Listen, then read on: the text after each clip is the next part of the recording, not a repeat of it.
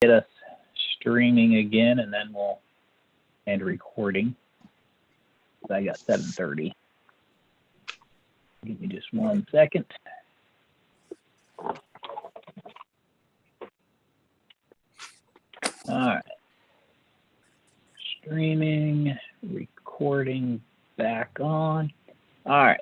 So now we should be all good on the technology side. So it's 7:30. So we will call this January 25th, 2021 council meeting to order. We will start tonight with prayer and then a pledge. We'll start with our Father, who art in heaven. Hallowed be thy name. Thy kingdom come, thy will be done, as it is on earth. Give us this day our daily bread. Forgive us our trespasses, as we forgive those who trespass against us. Lead us not into temptation, deliver us from evil. Kingdom and the power and the glory forever. Amen. Amen. I pledge allegiance to the flag of the United States of America, and to the republic for which it stands, one nation, under God, indivisible, with liberty and justice for all. All right. Roll call, Brian. Cosgray. Present. Foreman. Present. Hamilton. Present. Hankinson. Present. Keller. Present. And McCurry is absent. McCurry is excused. All right. So first item tonight is approval of the January 11th minutes. There is both the reorganization minutes and the council minutes.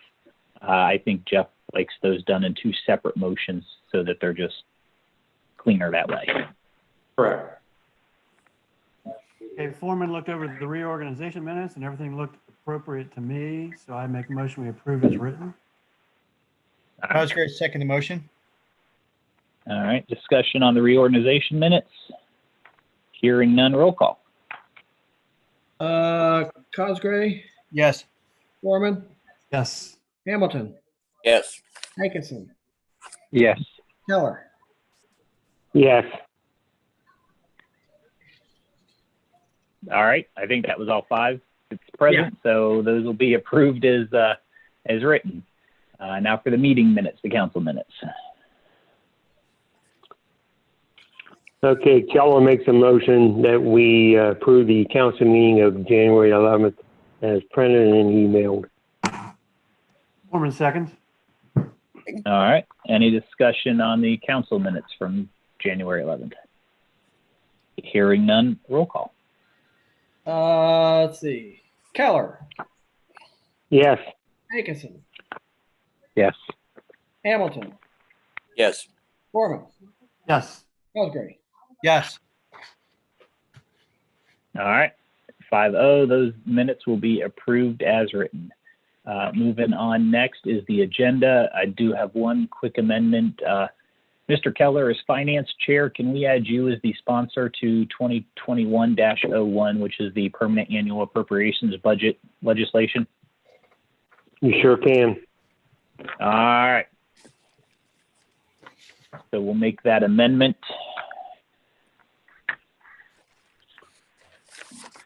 And then that was the only change I had. So can I get a motion to approve as amended, or amend and approve? Keller makes a motion that we approve the agenda as amended. All right, thank you. Cosgrave, second. Second. Thank you. Any further discussion? Hearing none, roll call on the agenda. Cosgray. Yes.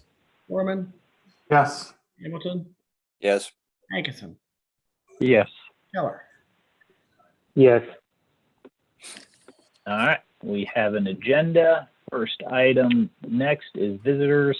I don't have anything in email at this time from anyone.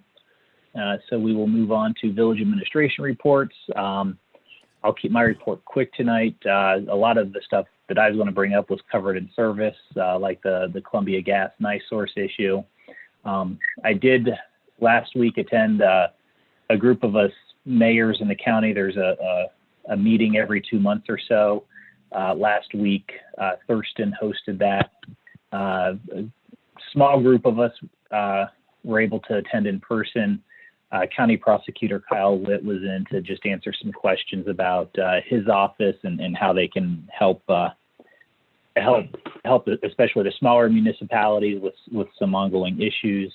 Our next meeting, which is set in March, I'm actually going to be doing a presentation on both mayor's courts and dealing with nuisance properties and some legal remedies for that.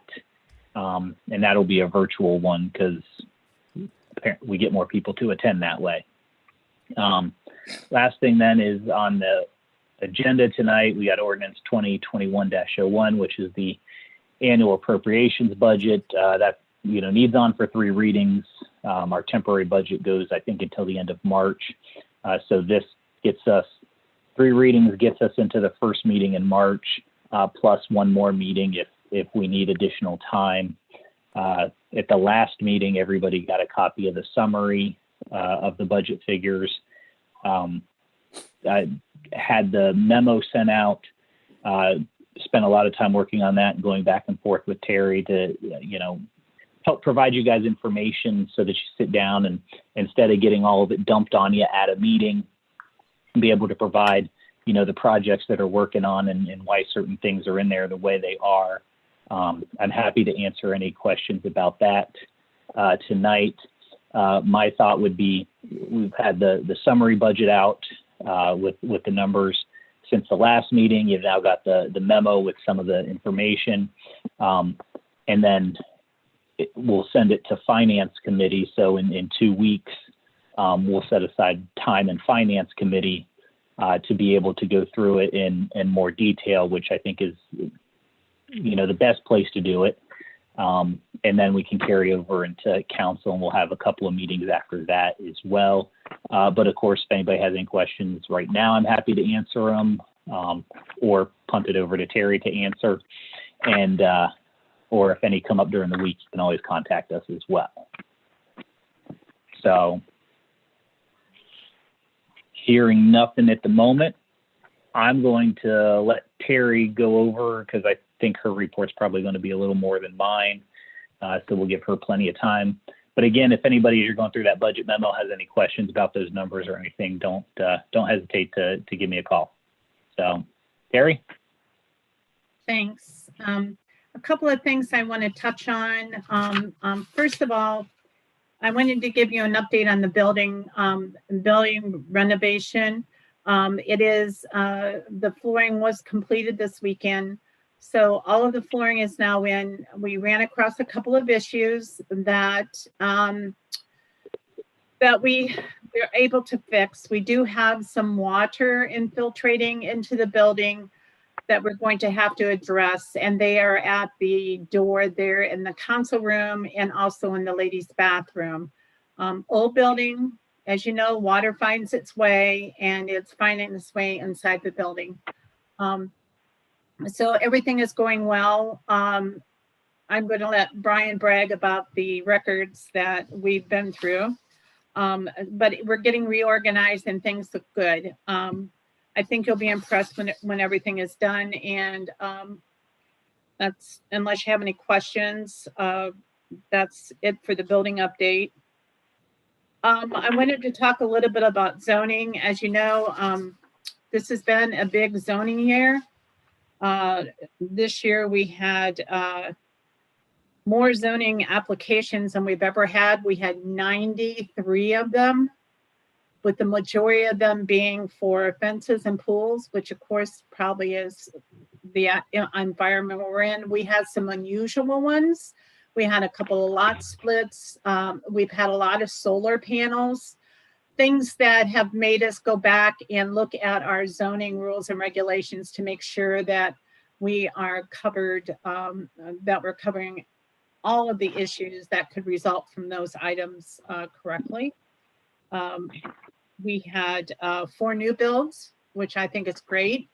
We're moving along in the new builds. I think there's some things that are in progress right now. As you notice on North Mill Street, that property that has been lying vacant for a long time has now been divided into, I believe, 4 lots, building lots. And so there's a lot going on, and I think you'll be hearing a lot more coming soon because a lot of parcels of property have sold within the village. I wanted to talk a little bit about the OPWC projects. The executive committee, we have met twice now, once to see how many projects there were, and I told you this year there were less. This week, last week I met and we went over review of each project individually and made our notes, and we have scored them on some of the scorings. Friday, I'm doing Delaware again for another scoring session.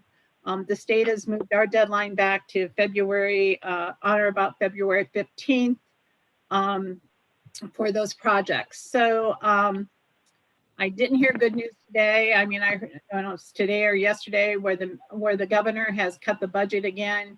I'm not sure how that's going to impact 2021 process of projects for 2022, but we'll have to keep an eye on that. OPWC money is so critical to small villages and to larger cities too, that, you know, I'm hoping that those funds don't get cut much more, shall we say. As far as what we're looking at for OPWC, that's something I wanted to point out on that project sheet. You'll see that we did turn in 2, and the project sheet was in your documents for service, and I'm on the last page where it talks about OPWC proposed projects. So we had 2 projects that were proposed. One was for Park Avenue and the repave, and the other one was for our Brown Kumler Fremont water loop. You will see that I have noted the Baltimore local matches or local revenues. If these projects do not get funded, again, this is money that is there that we can do other projects with. Brian, correct me if I say anything wrong. Brian has to tell the state that we do have these projects, this number or amount in reserve to contribute to either one of these projects. So if neither one gets done, then that's something we need to look into. And I think that's the reference the mayor made when he said that if one of the OPWC water projects don't get done, there won't be, no, it was the street projects, then we won't be a deficit. Well, same with I guess, water also. So that is a possibility. We had to, as a village, turn in our projects the way that we would like to see them. I think the water loop project is coming out ahead of the street project, which was surprising to me. But I'll know more. Like I said, Friday, we're meeting to score some more projects, and we'll go there. Now, the money that's allocated for District 17 is allocated by county. So that means so much is set aside for Fairfield County projects. What does that mean? That means we're up against Lancaster, Pleasantville, Carroll, Bremen, Walnut Township, anybody that's in Fairfield County who submits a project. So these are, so our pool that we're up against is somewhat smaller than the overall District 17, but there are a lot of projects from Fairfield County that are in the mix this year. So hopefully in a couple of weeks, I'll have better news and we can talk more about the OPWC projects. Already thinking about, you know, something that we'll do in service. When we talked about goals, one of the things I didn't think about is maybe that's where we talk about what would council like to see next year as far as a project, and I can bring back my experience with you as we grade or score these other projects. I wanted to backtrack just a bit also on code enforcement. We have had an increase in cases of code enforcement this year. We had over 60 cases, and when I call them cases, the thing about it is those are ones that we either said you will have to do this or you'll go to mayor's court. This doesn't count the drive-bys and the responding to residents' complaints and stuff. So we are alive and well in the code enforcement and the zoning process, and this year especially has been a challenging year for us. So I think we did good in hitting all of those issues. I have one new piece of business. I'll wait into new business that I would like to request from council. But I would like to reiterate what the mayor said. As you look through those projects, if there is something you have a question about or would like to talk to either myself or what I call the department head who owns those projects, just let me know. The project heads were challenged, as we have been doing for the last 3 years, to put together a list of projects based on the complaints that they've received or the areas that they've have to repair or et cetera. Those are put into a spreadsheet. The spreadsheet contains what we call an estimated amount. These amounts are just estimated based on our past experiences. They also have to put in what they consider the priority. So if you would like to view any of those reports from the department heads or whatever, please let me know. Again, Brian and I and the mayor are always available to answer questions about it, because you all have to answer questions to those people that put you in office. So I want you to be happy with what we're doing. I think the last 3 years, as is evident, that we are probably one of the few entities that really haven't pulled our hair out when it comes to the budget. Now, you may say, really, Terry? That's not what I see. No, I see worse in other areas. We have did really good. The staff has either cut back on what they were doing or tried to save money, but then it goes to the old thing that we were just talking about, and Mr. Foreman brought up, and then I've had a conversation with the chief. We can't ignore the age of our equipment. We have to have a 5-year plan that says, this is what we need to do to replace. I mean, safety is number one. I can't have somebody out there and, spreading salt or whatever, and the axle or the tire fall off the side of a truck. So we have to we have to understand that those are just as important things as, installing water lines and paving streets. So again, if you have suggestions, if you have questions, anything you want, let me know. I have a meeting with the guys, with the staff, I should say, once a week, if not once every other week, depending on what's going on. So right now it's winter time, and these are those times where we try to get prepared so we can hit the ground running. As soon as the budget is approved, I will give you that timeline, and I gave you last year, that shows you what project will be done in what month, so you can see how the progress goes. Last year, we were able to complete all of those projects in a timely manner. So I guess that's all I have. If you have any questions, please let me know. I'm always available. If you don't have my cell phone number, let me know and I'll get it to you. That's all I have. Anybody have any questions for Terry? Terry, I have one. Terry, is there anything going on out there on 37, 256 on the east side of town? Have you heard anything or anything come in? I have, Mr. Keller. I can tell you that, and you mean up by Fax Max and Dairy Queen? Yes. Yes, that property has been purchased by Robert Landis. And they had proposed a commercial like mini mall there. I'm not sure. I've only seen a sketch of the plans because they are still in the county. Those plans came from, well, Robert had given me a copy, and they had came from the county. We still are involved because our water and sewer is there, and right. We continue to be involved. There are a couple of parcels along 256 that have just recently sold or closed, and I am aware of a couple of proposed uses for those parcels, but nothing formal. Yeah, the. Okay, I thank you. think this property was sold. Sorry. Chuck, yeah, I think Terry and I probably had a half dozen or dozen meetings or so with Robert since probably the beginning of December about what he's purchased and some of his plans. So, but like Terry said, that's still kind of out there, but because it's in the county, but we are getting information on it. So, And he sorry, Rick, I does, didn't mean to pick off. right, and he does keep me in the loop. I met with him last Wednesday for 2 hours.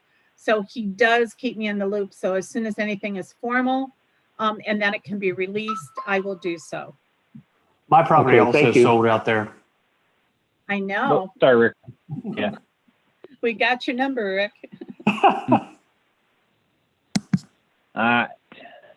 Any other questions for Terry?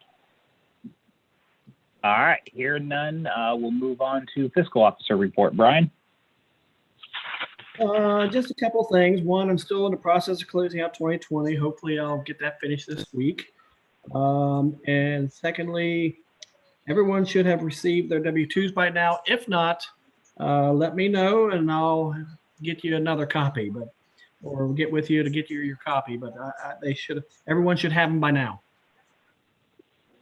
And that's probably pointed at me because when I packed up my office, I packed up my W-2 in a box. Still looking for it. Well, I guess that, Brian, did you put them in? Because mine came in the mail. Yeah, I mailed some. A lot of them went out last week with the paychecks for most of the employees, but there was the others like yourself and Jeff and the council members and a couple others that like Dwayne and that I mailed out to them. But I mailed them last week. Hopefully you should have got them by now. Hey, Brian, do you mail mine? I'm sorry, what's that? This is Chuck. Did you mail mine by any chance? Yes, I did. Okay, thank you. I got one also, Brian. Okay. So it sounds like you're getting them. So if you're missing one, let me know and I'll get you another one. All right, good deal. Anything else? Nope. All right. We'll move on then. Jeff? Just one piece of legislation, that's the permanent annual appropriations ordinance. I routinely add emergency language to that just in case. Oftentimes that's not introduced for a first reading until February, and we're ahead of the ball game in this instance, but that's all I have. All right.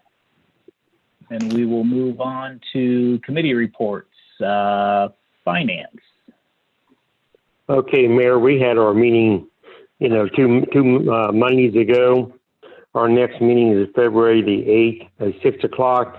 And in the budget review, the report is out. A lot of information. Everybody should look at it. And like I said, next meeting, February the 8th. Good That's deal. all I have. Thank you. Service. Yeah, we had a meeting tonight at 6. Most everybody was here, with a few exceptions. We had a couple of visitors. Mr. Steve Cawthorne gave a good report on the Baltimore Downtown Revitalization Committee. And then we had Brad from the wastewater treatment plant give us some information on what's going on over there. And they're trying to get that plant to its peak efficiency. There's a few modifications they need to do with their maintenance schedule, but they'll figure it out.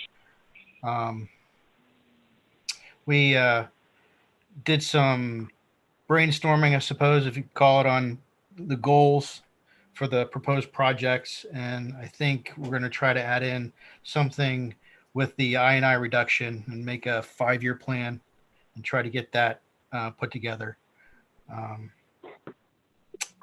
Other than that, we'll have another meeting February the 22nd, 6 o'clock.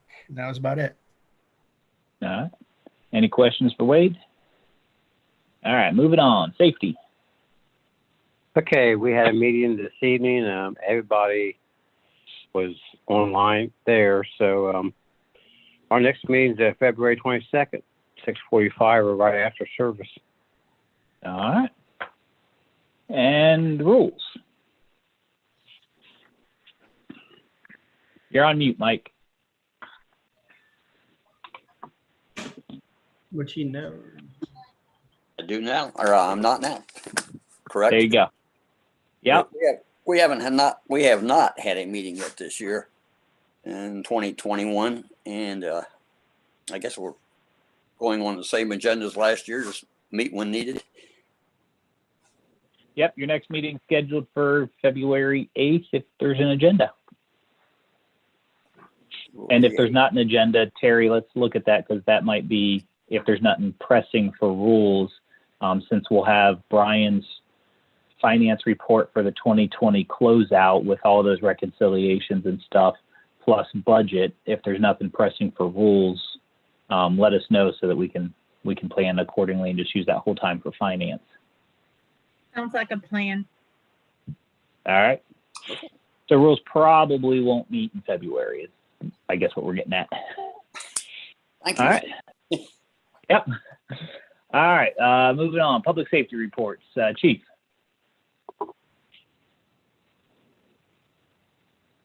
He's muted. Chief, you're on mute too.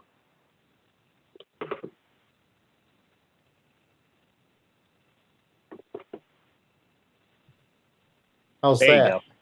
you go. There you go. I know I probably sounded better than I have in a long time a minute ago. Anyway, we've got quite a bit of things going on. We were able to identify and purchase ammunition that had dried up. There was none available, so we do have enough ammunition to get through all qualifications for this year. First time in a couple of years we've been able to do that, so that's good. As of now, every officer has met all the mandated state requirements for training for this year, or I'm sorry, for last year. So we're good to go with that. And we're looking at moving some people around. As you know, Sergeant Wagner retired and he did all of our training. So we're dividing that up among a few different officers to make sure that we stay on track with that. In total, we have had 4 officers out with COVID at one point or another. And that's obviously something that we're concerned about. We just had 2 more officers out, and in regard to that, we took the cruisers back down to the bus barns where they fogged the cars again to make sure all of those were disinfected. They say that's good for a year, but some of the things I've been reading say that, you know, it's probably closer to 6 to 8 months that you can really trust that. So we wanted to make sure we had that done. Have FTO program starting on 3 officers. So that's coming along pretty well. We have 3 cases that'll be going to the prosecutor's office this week. All those are felony cases that we put quite a bit of time into. And we're seeing an uptick in online crime. I think a lot of that has to do with, back to COVID. People are home more. They're spending more time on their computers. So are the bad guys. So we're getting quite a few complaints in regard to everything from scams to predators. And that's had us pretty busy all in all. I was out last night when it looked like the roads were going to get bad. I came in about 8:30, I think it was, and pretty much drove all the streets to check those. And it was truly an ice skating rink. I called Tim, let him know, and he and his crew came out and did a great job getting the intersection salted down. It was so bad. There was a couple places that you put your brakes on from 25 miles an hour and you would slide 30, 40 feet before the car would come to a stop. So it was really treacherous. One of the things Tim did bring up was that we have some streets that, because of the way traffic parking is situated, when he has the blade on the front of the truck, he has to literally turn the blade as far to one side or the other as possible to get clearance to go up and down those streets. I've asked him to get me a list of those streets. What I want to do is, once I get those, I'm going to go over and measure the distance between the parked cars to see what sort of distance we're looking at. And I may be coming back to council with a recommendation, at least on 2 of the streets that I've already looked into, that we either come up with snow emergency signs for no parking on one side, or we do away with parking on one side of those streets. And I think that's all I have tonight. All right. Chief, you think you'll have that list in a month for the next safety meeting? Yeah, absolutely. He's working on it right now. Okay. Chief, Okay. Now, obviously, it's still winter, so if we need to talk about it, I mean, if it becomes an issue, and we can bring it up at the next council meeting, since we'll have one in between now and safety.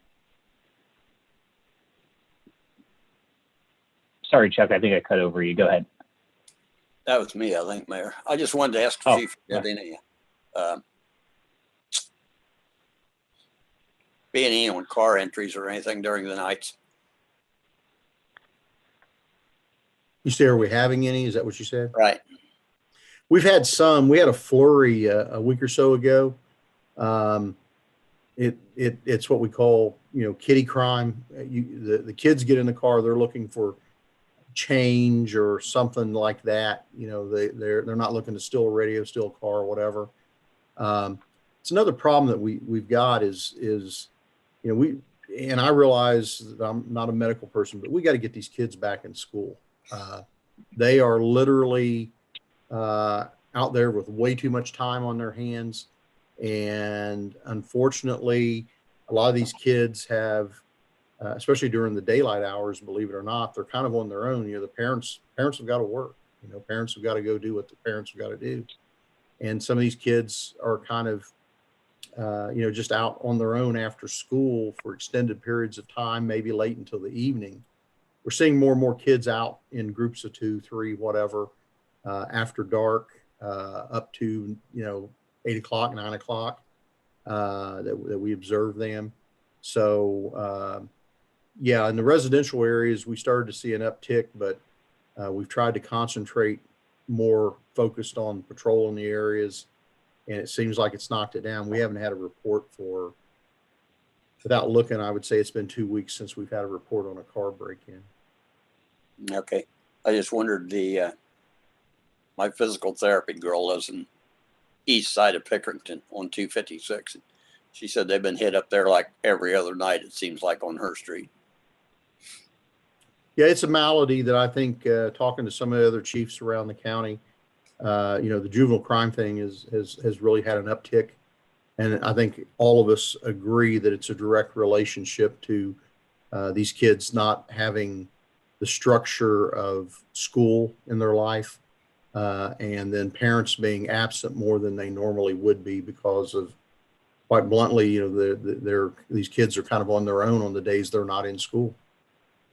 Correct.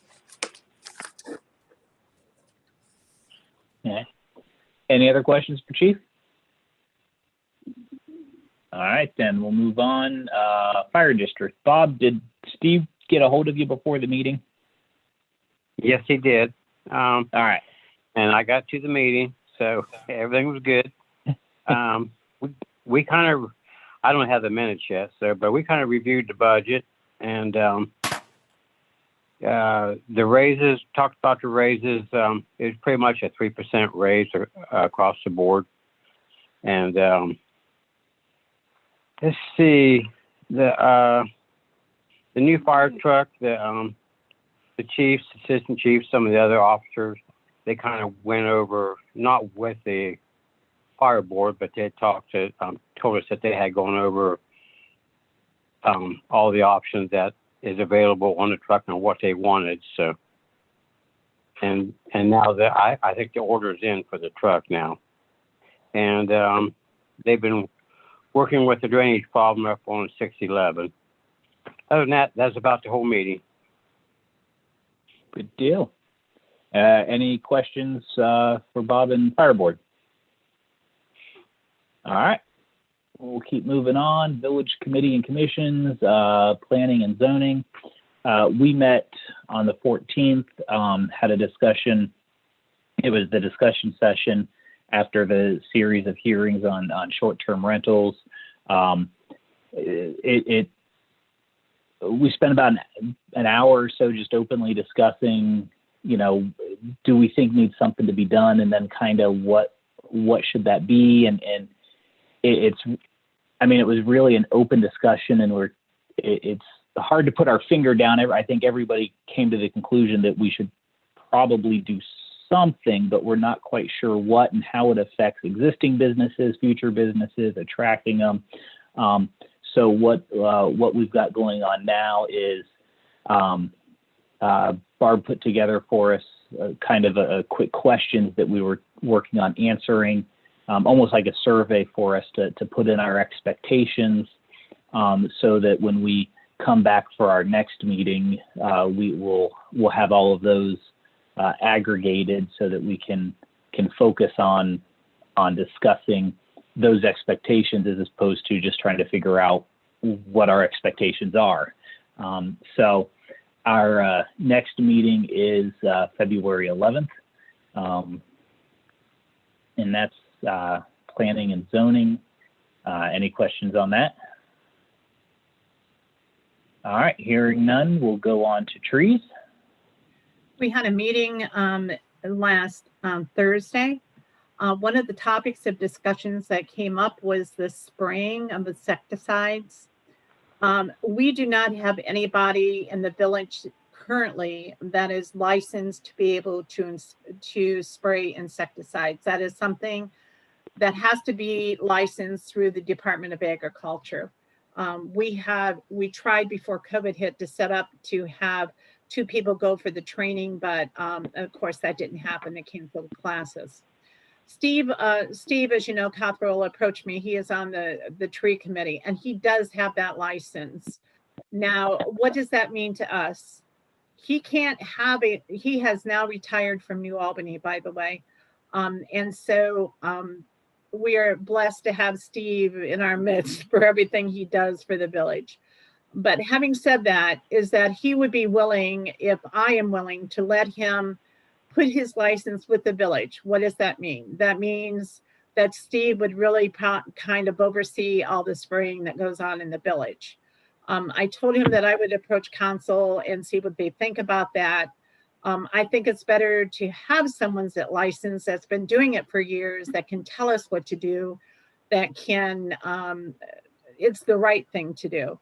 So I was looking to see what council's opinion was on that. I'm not quite sure what the details would be, but I guess my proposal to council is that somehow we bring Steve's license over to the village, since he's willing to do that, whether we put him on as some sort of a contractor. I mean, we do have, I don't even know if he wants to do that, but just throwing it out, to see if everybody would be in agreement that maybe we try to use Steve's spraying license, insecticide spraying license.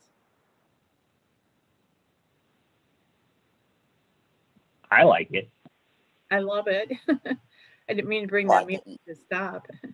Did he mention that to you, Terry, or? Yeah, Steve mentioned it during our, once in a while they have to spray something at the parks and stuff, and he does, you know, and I know that spraying does go on, but we really need to have somebody who's licensed and does it. And Steve did approach me and say that he would be willing to do it for the village, and I can get with him and work out some of the details and then bring it back to, say, service committee.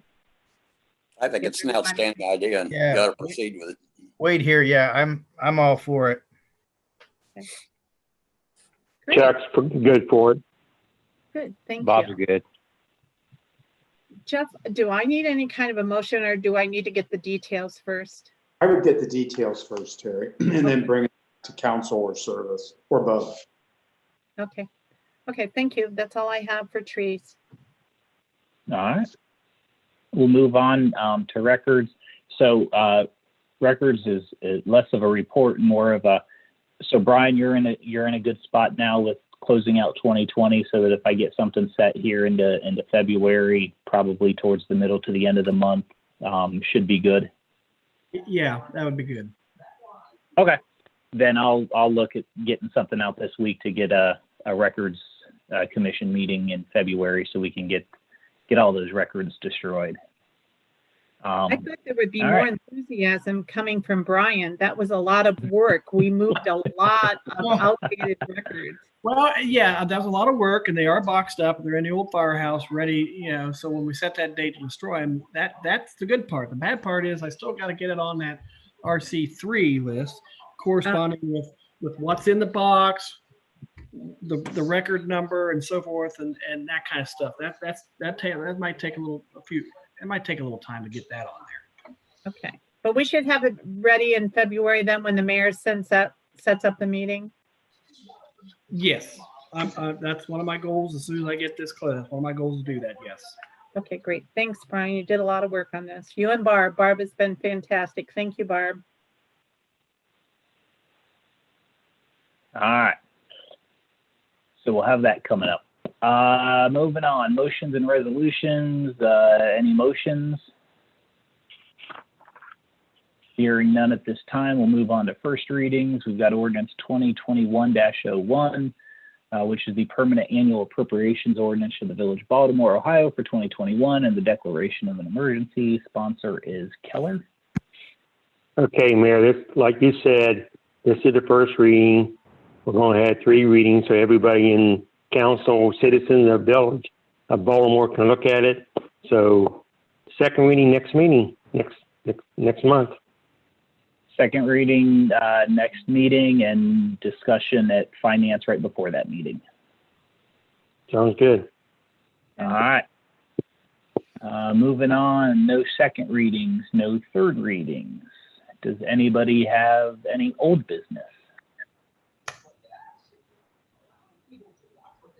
All right. Anybody have any new business? Yes, I do. All right. We can have new business tonight because there's no Buckeyes game on for us to go be disappointed at. Oh, okay. Good. I met Mr. Schaffner came to my office. It's been about a week and a half ago now, and sat and had a conversation with me about the building of his new, the new building that he's doing for his Tasty Freeze or whatever it is. One of the things that he talked about was that he is now going to have different equipment. So they're going to be, it's more modern equipment, probably cleaning and all of that. I'm not quite sure. We didn't get into the details. But he's going to have to increase his water tap size from a 3/4 inch to 1.5 inches. Now, that is a big jump. If you don't know, our water tap for a 3/4 inch water is $2,750. So all of our new builds, et cetera, 3/4 inch is usually a residential size, and they pay that. 1.5 inch water tap currently costs $11,000. Now, it's a pretty hefty fee compared to the $2,750 that he did previously. He asked if I would ask council if they would consider giving him some sort of a break on that $11,000. I had asked him exactly to get him from the 3/4 tap to the 1.5 inch tap. How much would we have in materials, in hourly wage, and et cetera, to get that process done? And he said about $300. So one of the proposals that we had talked about was maybe we take and subtract the amount that he originally paid for the 3/4 tap from the 1.5 inch tap cost, and then have him pay the difference. But I told him that would be council's input. He said he would be willing to work any way he could. It was just a large amount of money, but he does need that size of a tap for the type of equipment, sanitation equipment and stuff he's getting. So that's my question.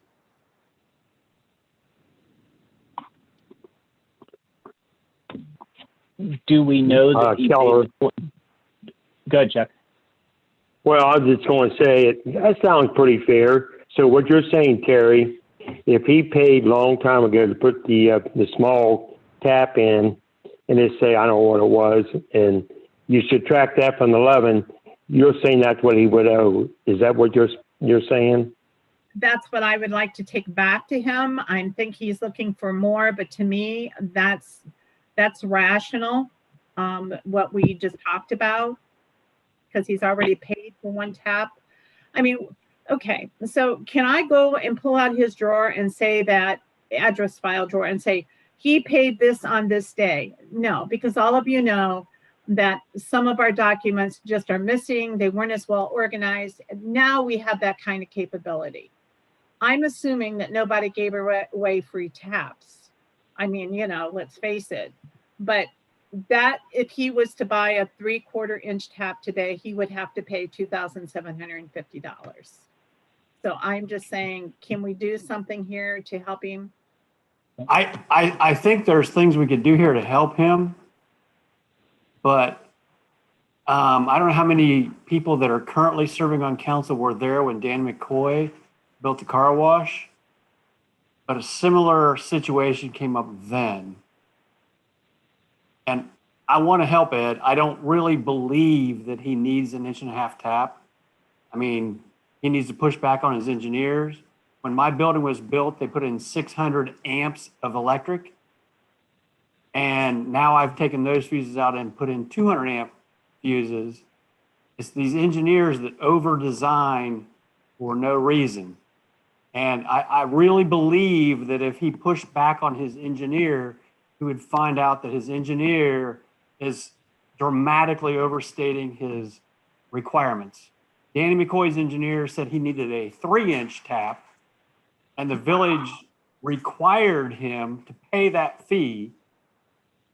And in reality, when he looked into it, he could have run his car wash, which is using a lot more water, I guarantee you, than a restaurant, on a 3/4 inch tap. So my brother-in-law is an architect. He does restaurants all over the country. And I'm just saying that I think that he needs to go back to his engineer and say, what is it exactly that I need this 1.5 inch tap for? Because I believe he could probably run that restaurant quite effectively on a 3/4 inch tap. And I think that the village needs to be careful here, because if we allow him some relief on this, that Danny McCoy has an outrageously legitimate case against the village when it comes to tap requirements. Now, I like Ed. I want Ed to be able to get this tap. I don't think he should have to pay anything, because I think he can run his restaurant on a 3/4 inch tap. I believe that sincerely. So I'm not going to make that call, but I'm just saying we need to look a different direction first, or we could get ourselves in some serious trouble here. Well, and I'm going to follow along with Rick there, that I'm worried about setting a precedent. We set these capacity fees for a reason. And so if we're going to say, well, if you're upsizing, if you're going from one size to another size, then that needs to be in our rules so that it's available to everybody to do, not just the one person that comes in and asks, because the next person might not come in and ask. They might say, well, that's the rule. If they don't see that I can upsize, and they pay more. So if we're going to do it for one, especially on something like this, I think we need to do it for all. And so that should be a rule change if we're going to look at that. Otherwise, it's the tap fee. And that wasn't the case for Danny. It was a new build. So that's different. He was new. Yeah, he was new. But I think that he needs to talk to his engineer first, because there's just no way that building needs that tap. These engineers significantly over design. I don't know why. I've asked them, I've pushed back. Like I said, my brother-in-law is deep into this, and I have removed the 600 amp fuses and put in 200 amp fuses, and my building works just fine. And I agree with Rick's suggestion, and I think, Terry, that you could take that back to Mr. Schaffner and make that recommendation or that suggestion and just say, hey, maybe you need to get with your engineer and verify this. And I agree with Brad's concern about setting a precedent too, because I think a cleaner way of doing it would be to amend the rules to provide for that across the board, not do it on a case-by-case basis. So, Two different things. So would the amendment of the rules be like in Mr. McCoy's case, which was before I came, that Right. was a new tap. In Mr. Schaffner's case, that is an upgrade tap. So if we would have to do something, we would amend the rules to that kind of exception. Is that what you're saying, Jeff? I exactly. mean, because they're really double paying if you really think about it. Yeah, and I Barry, have no how problem soon with do you changing the need this rules tap? to allow for the tap you already have. I have no problem changing the rules for that. I just know that I have a 10,000 square foot building in Heath with fire I suppression, hear you. and it's on a 3/4 tap. It's not on a big tap. There's a place where the fire department pumps the water into the side of the building. So I don't know whether it's fire suppression or what's causing him to need that large of a tap, but he needs to really press his engineer and say, what is this for exactly? God, I hope it's not fire suppression. There's a fire hydrant directly across the street from the store, from the restaurant. Exactly. I'm just saying, these engineers do things, and when you really press them on the reasons why, you find out that they're irrelevant. Mr. Keller, I think you were going to say something. Yeah, I just want to know, how soon does he want an answer? Or how soon is he going to need water? Well, he'll get his water, other than the suggestion for him to go back to the engineer. I will call him first thing in the morning and tell him that. But, they're moving along pretty good clip down there. So I will call him in the morning first thing and give him the suggestion that council has given. Terry? Okay. I didn't know if he needed, like next week or in 2 weeks before we meet again. That's the reason I asked. I understand. And he didn't give me a deadline. Okay. He's hoping for a May opening, I believe, is what his contractor. I I believe see. that's I talk to his contractor nearly every day. He's in the store. I've known him for 30 years. So I will also talk to the contractor about it because he's done all sorts of restaurants, Applebee's, all sorts of restaurants. He's a really good contractor. So he got lucky there. But So what did he say? What did the contractor say? I haven't asked him about that, but I will. Terry, what I think about it is he's building a brand new building, putting all brand new equipment on it, so you ought to be using less water. Yeah. Well, and a car wash obviously uses more water, and he could run that whole car wash on a 3/4 tap. They wouldn't let him do it. They made him pay for the tap that the engineer designed. And that was just offensive. All right. All right. So Terry, I guess we'll put this on for old business for follow-up in 2 weeks. So you can talk with Ed and Yes, I will. he can talk with his engineers and figure out where we're at. Okay, I will. All right. Thank you for your Is there any input. Is there any other new business? All right. I'm checking. I don't have anything from anybody emailed in. So any council have any last call? Anything to say, update, anything? If there's none, then our next meeting will be February 8th at 7:30 p.m. And I'll entertain a motion to adjourn. I'll make that. 4 minutes All right. seconds. 4 minutes seconds. Discussion on motion to adjourn. All in favor, say aye. Aye. All right. All in favor, say, or all opposed? All right, we will adjourn at 8:25.